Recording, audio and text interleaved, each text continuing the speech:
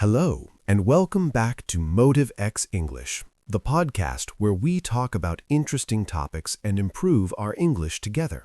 I'm here with my co-host. Hi, everyone. In every episode, we choose one topic. We speak slowly, we explain new words, and we try to understand different ideas. That's right. Our goal is to give you listening practice, real English, but clear English. You can find the transcript for this episode on our website. That means you can read every word we say. It's very helpful for learning. Today's topic is Palestine. It's a topic in the news. It's a topic about history, culture, and people. We are not experts in politics. We are English teachers, but we want to talk about world topics to help you learn words and ideas. Yes, we know this is a sensitive topic. Sensitive means it has strong emotions for many people. We will be respectful. We will talk about basic facts, history, and culture.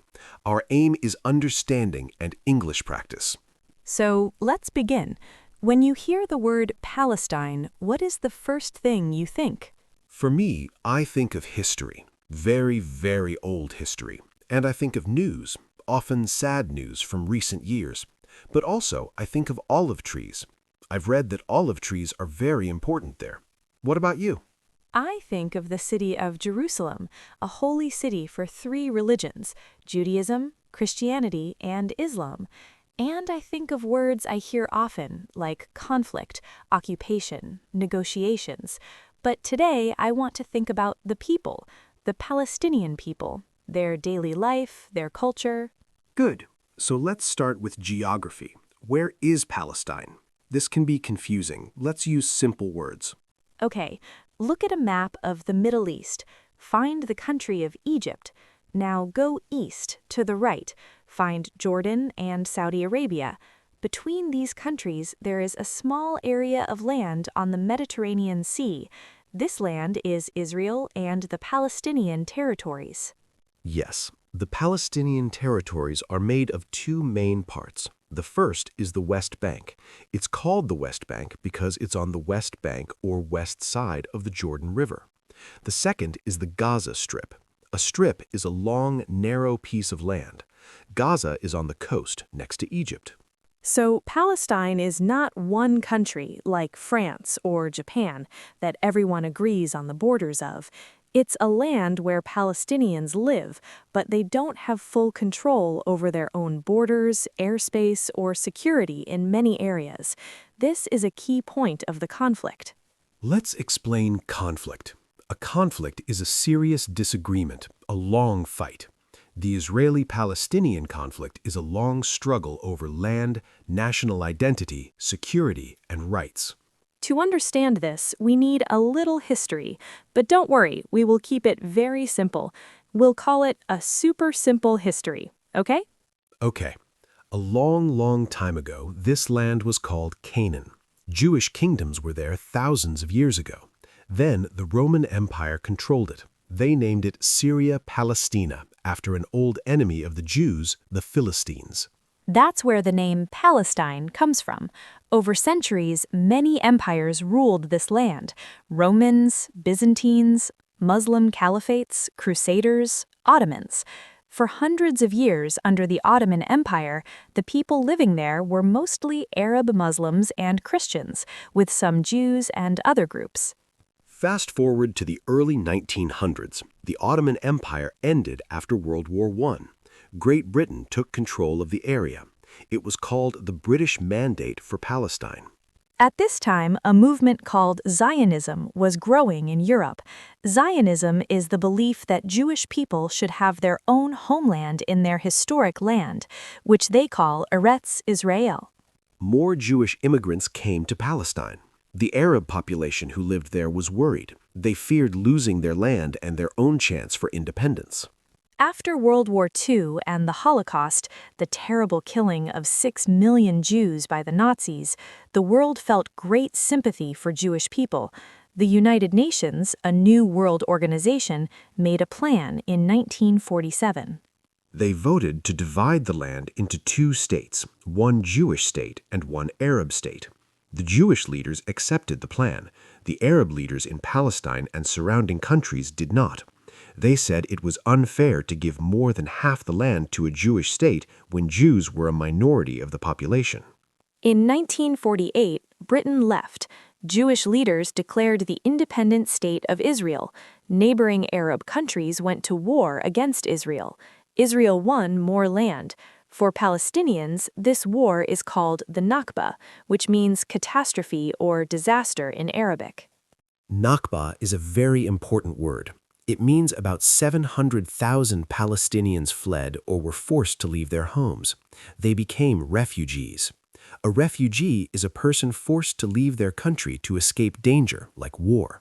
Those refugees and their children, grandchildren, and great-grandchildren, millions of people, still live in refugee camps in the West Bank, Gaza, Jordan, Lebanon, and Syria. They want to return to their old homes in what is now Israel. Israel says they cannot return because it would mean the end of Israel as a Jewish state. This is the core of the problem. Two peoples, Jews and Palestinians, both feel they have a deep historical connection to the same small piece of land. Both want it to be their own independent nation. After the 1948 war, Jordan controlled the West Bank and East Jerusalem. Egypt controlled Gaza. Israel controlled the rest. Then, in 1967, there was another big war, the Six-Day War. Israel won very quickly. In this war, Israel took control of the West Bank from Jordan, Gaza from Egypt, and the Golan Heights from Syria. It also took all of Jerusalem. Since 1967, Israel has occupied the West Bank and Gaza. To occupy means to have military control over a place, so we say Israeli occupation. Palestinians in the West Bank and Gaza live under Israeli military rule, but they are not citizens of Israel.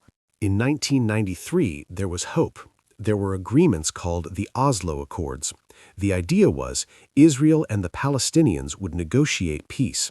Step by step, Palestinians would get more control and finally have their own independent state next to Israel. But it didn't work. The negotiations failed. There was more violence. Many Israelis were killed in suicide bombings by Palestinian groups. Many Palestinians were killed in Israeli military operations. In 2005, Israel removed its soldiers and settlers from inside Gaza. Settlers are Israeli citizens who build towns and cities in the West Bank and, before 2005, in Gaza. The world considers these settlements illegal under international law, though Israel disagrees. After Israel left Gaza, a Palestinian Islamist group called Hamas won elections and took full control of Gaza in 2007. Hamas does not recognize Israel's right to exist. Israel and Egypt then put a blockade on Gaza.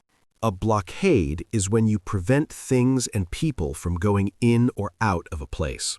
Israel says the blockade is for security, to stop Hamas from getting weapons. Palestinians and many international groups say it is collective punishment, making life very, very hard for the 2 million people in Gaza. So that's the simple history. Now let's talk about the situation today. It's different in the West Bank and Gaza. Yes. Let's start with the West Bank. The Palestinian Authority, led by President Mahmoud Abbas, has some control in parts of the West Bank. But about 60% of the West Bank, called Area C, is under full Israeli military control. Israeli settlements there have grown. In the West Bank, there is a separation barrier or wall built by Israel.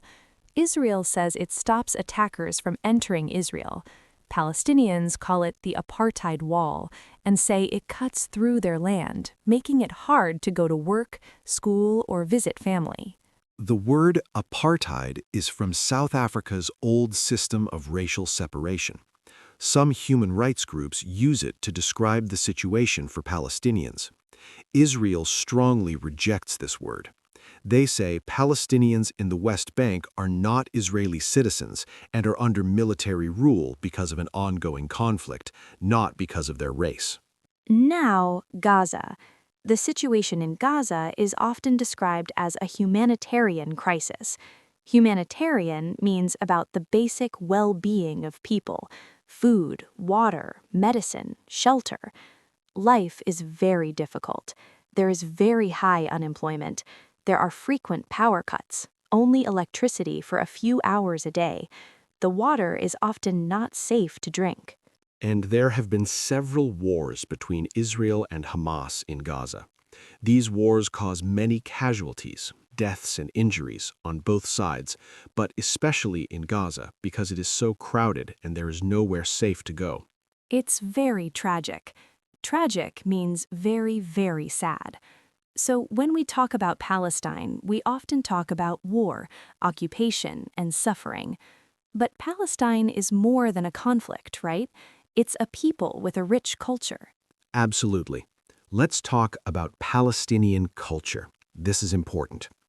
Palestinians are very proud of their culture, especially because they feel their national identity is under threat. First, food.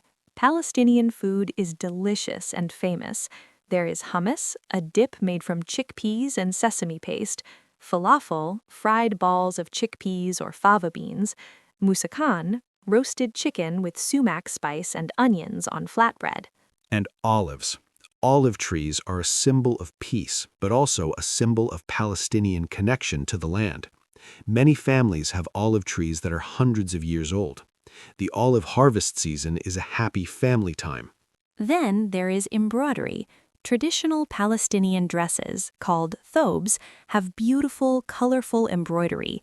The patterns, the colors, they can tell you which village or area a woman is from. Literature and poetry are huge. The famous poet Mahmoud Darwish is like a national hero for Palestinians. He wrote beautiful, sad poems about loss, identity, and love for the land. Even if you don't understand the words, the feeling is powerful. And resilience. Resilience is the ability to survive difficult situations and continue. Palestinians are often described as resilient. They try to live normal lives, go to school, get married, start businesses, even under very hard conditions. So, for English learners, what are the key words we should remember from this talk? Okay, let's list them slowly. 1. Conflict, a long fight or serious disagreement. 2. Occupation, military control over a land and its people. 3. Settlements, towns that Israelis have built in the West Bank. 4. Blockade, closing off an area to prevent things or people from moving. 5. Refugee, a person forced to leave their home country. 6. Nakba, the Arabic word for catastrophe, referring to 1948. Resilience, the ability to keep going during hard times. Negotiations, formal discussions to reach an agreement. Humanitarian, concerned with human welfare, basic needs. Tragic, extremely sad. Great list. Now, what are the main opinions or sides in this topic? That's a good question for understanding world news. Roughly, there are two main narratives. A narrative is a story, a way of seeing things. The Israeli narrative, or story, focuses on security and survival. After the Holocaust, Jews needed a safe homeland. Israel is that homeland. They say they have offered peace many times, but Palestinian leaders have said no or used violence. They see the West Bank as important for security and as the ancient Jewish homeland of Judea and Samaria. They build settlements there. They feel surrounded by enemies who want to destroy them. The Palestinian narrative focuses on displacement and injustice. They were living on the land for centuries. In 1948, they lost their homes and became refugees. Since 1967, they have lived under military occupation. They want freedom, dignity, and their own independent state. They see settlements and the blockade as ways to punish them and take more land, making a Palestinian state impossible. Many people around the world support the Israeli story. Many support the Palestinian story.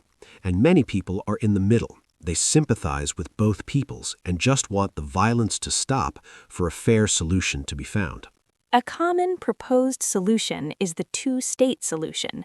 This means an independent state of Israel and an independent state of Palestine living side by side in peace. But the question is, how? Where would the border be? What about Jerusalem? What about the refugees?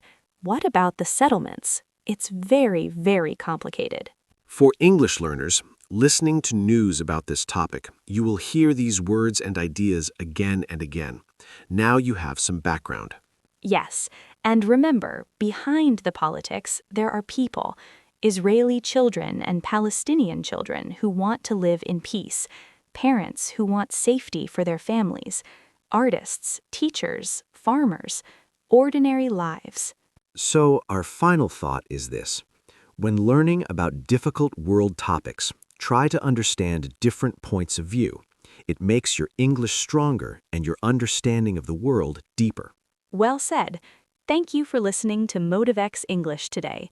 This was a heavy topic, but we hope it was useful for your English. Remember, you can listen to this episode again. You can read the transcript.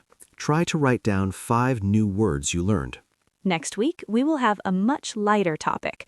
We will talk about the joy of hobbies. It will be fun and full of useful vocabulary for everyday life. Until then, take care and keep practicing your English. Goodbye. Bye.